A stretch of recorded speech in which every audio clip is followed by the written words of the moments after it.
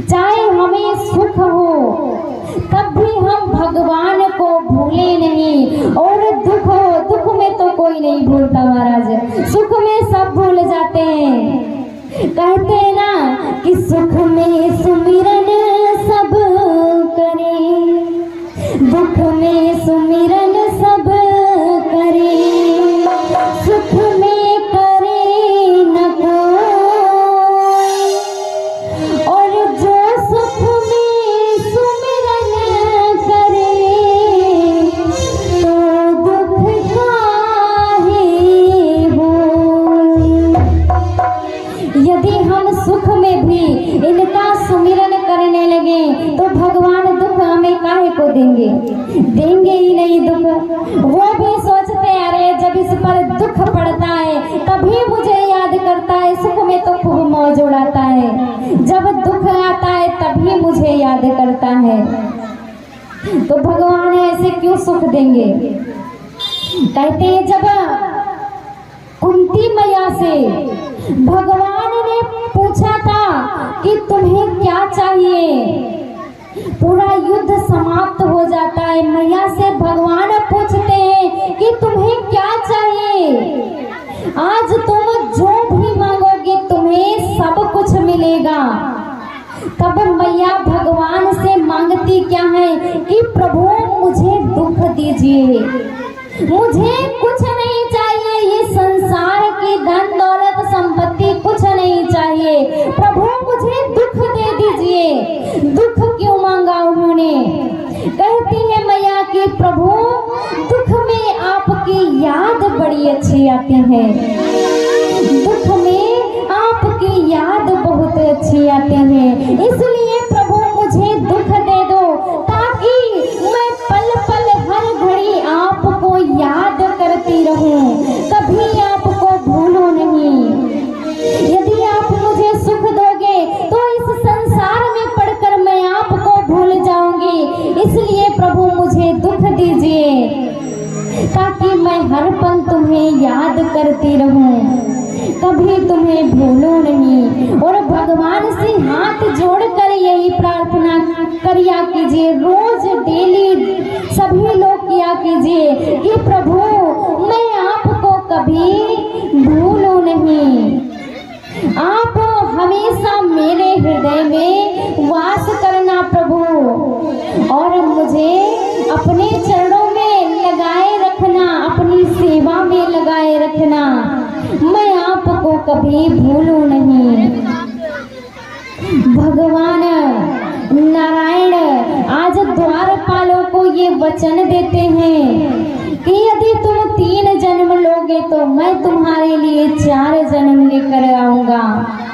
मैया से भोले बाबा कह रहे हैं कि देवी ये भगवान के जन्म लेने का पहला कारण था, पहला कारण है ये भगवान के जन्म लेने का, क्योंकि भगवान ने द्वारपालों को वचन दिया है कि मैं तुम्हारे लिए जन्म लेकर आऊंगा।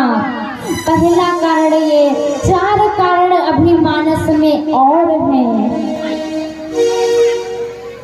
भगवान धर्म की हानि होती है तब इस धरा धाम पर आते हैं, लेकिन धर्म की हानि होती कैसे ये बताइए। लोग कहते हैं ना कलयुग आ गया, कलयुग आ गया, ये कलयुग आखिर लाया कौन है, कैसे आ गया कलयुग? कहते हैं मनुष्य अपना धर्म भूला, स्त्री अपनी शर्म भूली, ऐसे ही तो कलयुग आता है। लोग कहते हैं ना कलयुग आ गया, कैसे कलयुग आ गया? हम अपना धर्म भूल रहे हैं, इसी कारण तो कलयुग आता है। त्रेता में भी तो मनुष्य ही थे, सतयुग में भी तो मनुष्य ही थे, द्वापर में भी थे और कलयुग में भी हैं। लेकिन फिर भी कलयुग को बाबा गोस्वामी ने सर्वश्रेष्ठ युग कहा है। सर्वश्रेष्ठ युग, तीनों युगों में कलयुग सबसे श्रेष्ठ है। धर्म की हानि कैसे होती है? भगवान कह रहे हैं ना कि हानि, तो धर्म की हानि आखिर होती कैसे है। एक बार कहते हैं एक धोबी एक जंगल के रास्ते से जा रहा था अपने गधे को साथ में लेकर। रास्ते में उसे एक हीरा पड़ा दिखाई देता है, हीरा मिलता है रास्ते में उसे। वो देखता है, अब धोबी सीधा साधा गांव का गंवार क्या जाने हीरा है क्या है, देखता है एक चमकदार पत्थर रास्ते में पड़ा है, वो उसे उठा लाता है, कहता है कितना सुंदर पत्थर लग रहा है। अब इसी पत्थर से जब वो अपने गधे को नहलाया करता था तो इसी हीरे से रगड़ रगड़ के नहलाता। वो तो पत्थर समझ रहा था, गांव का गंवार, पढ़ा लिखा था नहीं, हीरा कभी देखा नहीं था, क्या जाने वो चमकदार पत्थर समझ रहा था। अब जब गधे को नहलाए उसी हीरे से रगड़ रगड़ के नहलाए। एक दिन क्या हुआ, वो अपने गधे को नहला रहा था और एक जौहरी उसी रास्ते से जा रहा था। उसने ये देखा, अरे ये धोबी के हाथ में इतना कीमती हीरा और वो भी ये गधे को नहला रहा है हीरे से, कितना मूर्ख आदमी है। अब जौहरी को तो हीरे की पहचान तो उसी को होगी। जौहरी उसके पास जाता है, पूछता है, वो मन में विचार करता है कि यदि मैं इस धोबी को बता दूंगा कि ये हीरा है तो ये कहीं मुझे देने से मना न कर दे, इसकी कीमत ज्यादा न मांगने लगे। वो जौहरी कहता है उस धोबी से कि धोबी भैया ये पत्थर आप बेचोगे क्या। धोबी कहता है, अरे भैया क्या बात करते हो, अरे जंगल जाओ, ऐसे करोड़ों पत्थर पड़े हैं, उठा कर ले आओ। जौहरी कहता है, नहीं भैया मुझे तो यही वाला चाहिए, यही वाला पत्थर चाहिए। कहता है, भैया मुझे यही पत्थर दे दो, इसकी क्या कीमत लोगे तुम। धोबी अब गांव का गंवार समझ रहा है कि अरे मुझे तो एक पत्थर की कीमत मिल रही है। सोचता है, अपने मन में विचार करता है कि मैं जंगल जाऊंगा और ऐसे ही पत्थर फिर से उठा कर ले आऊंगा, ये पत्थर इसे बेच देता हूँ। पूछता है धोबी कि इस पत्थर की आप क्या कीमत दोगे।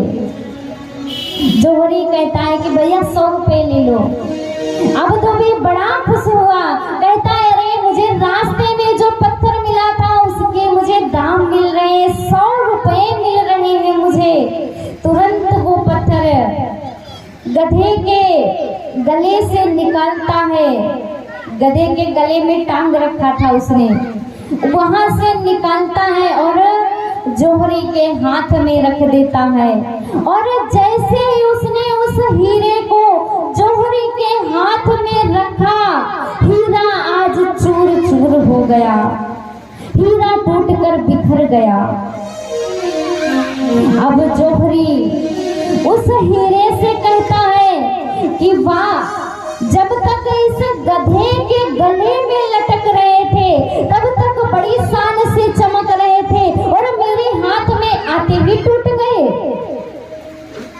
उस हीरे से आवाज आती है।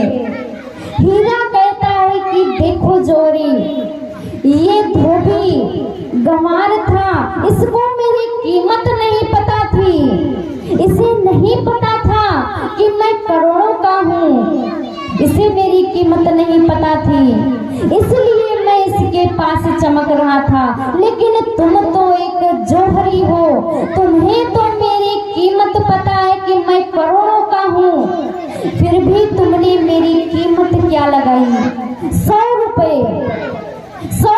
मेरी कीमत लगाई। अरे वो गरीब था, गंवार था, वो मेरी कीमत नहीं जानता था, तुम तो मेरी कीमत जानते थे, फिर भी तुमने मेरी कीमत 100 रुपए लगाई, इसलिए मैं चूर चूर हो गया। तो यही है धर्म की हानि। हम कहते हैं हम भारत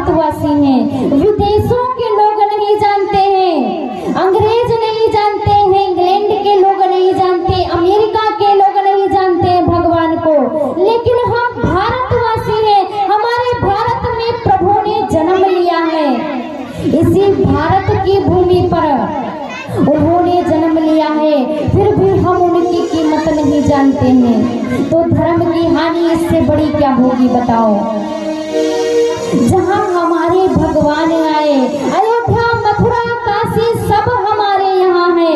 विदेशों से लोग यहाँ आते हैं उनके दर्शन करने के लिए।